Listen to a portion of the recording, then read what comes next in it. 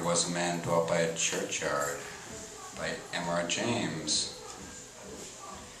There was a man dwelt by a churchyard. His house had a lower story of stone and an upper one of timber. The front windows looked out on the street and the back ones on the churchyard. It had once belonged to the village parson, but he was a married man and wanted more room.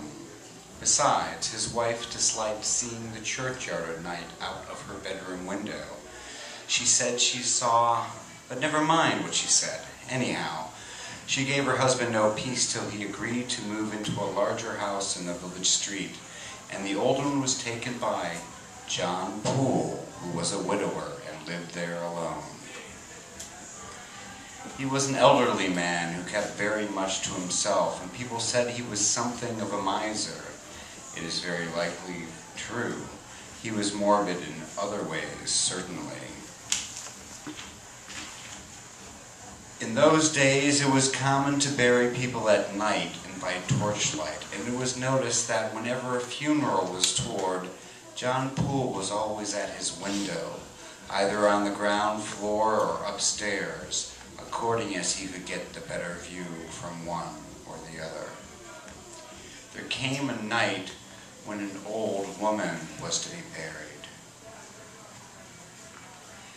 She was fairly well-to-do, but she was not liked in the place. The usual thing was said of her, that she was no Christian, and that on such nights as Midsummer Eve and All Hallows, she was not to be found in her house.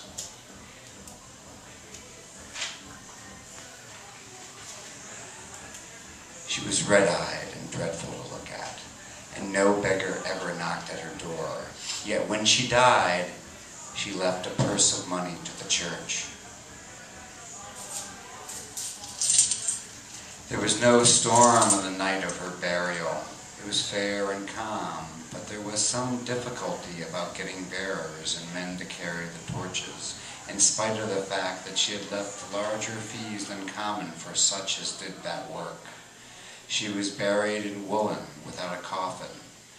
No one was there but those who were actually needed, and John Poole, watching from his window. Just before the grave was filled in, the parson stooped down and cast something upon the body, something that clinked when it landed. Thy money perish with thee. Then he walked away quickly, and so did the other men, leaving only one torchbearer to light the sexton and his boy while they shoveled the earth in. They made no very neat job of it, and next day, which was Sunday, the churchgoers were rather sharp with the sexton, saying it was the untidiest grave in the yard, and indeed, when he came to look at it himself, he thought it was worse than he'd left it. Meanwhile, John Poole went about with a curious air, half exulting as it were, and half nervous.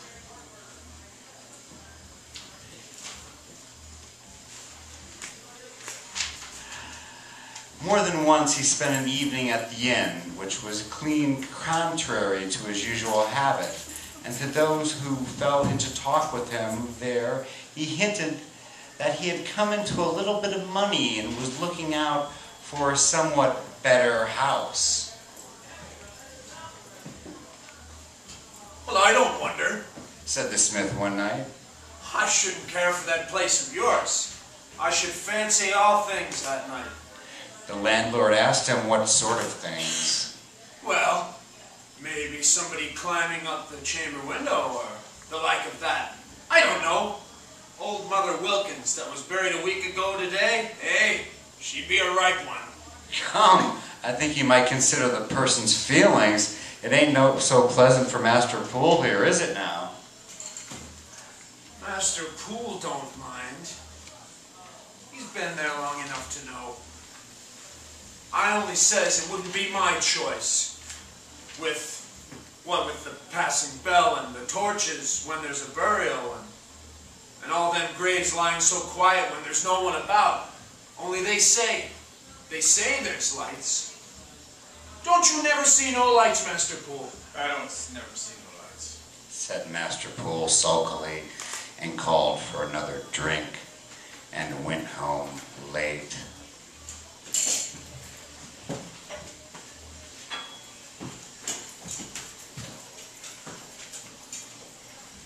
That night,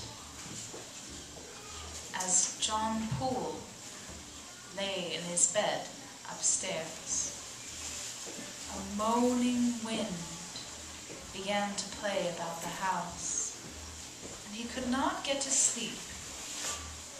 He got up and crossed the room to a little cupboard on the wall.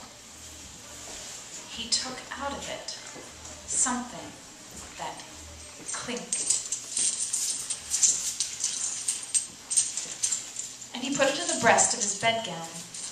Then he went to the window and looked out into the churchyard, and he saw. Have you ever seen an old brass in a church with a figure of a person in a shroud? It is bunched together at the top of the head in a curious way. Something like that was sticking up out of the earth in a spot of the churchyard which John Poole knew very well. He darted to his bed and lay there, very still indeed. Presently, something made a very faint rattling in the casement. With a dreadful reluctance, John Poole turned his eyes that way. Between him and the moonlight was the black outline of the curious, bunched head. Then there was a figure in the room. Dry earth rattled on the floor. A low, cracked voice said, Where is it? Where is it? and the steps went hither and thither, faltering steps as of one walking with difficulty. It could be seen now and again, peering into corners, stooping to look under chairs. Finally it could be heard fumbling at the doors of the cupboard on the wall, throwing them open. There was scratching, long nails on the empty shelves. The figure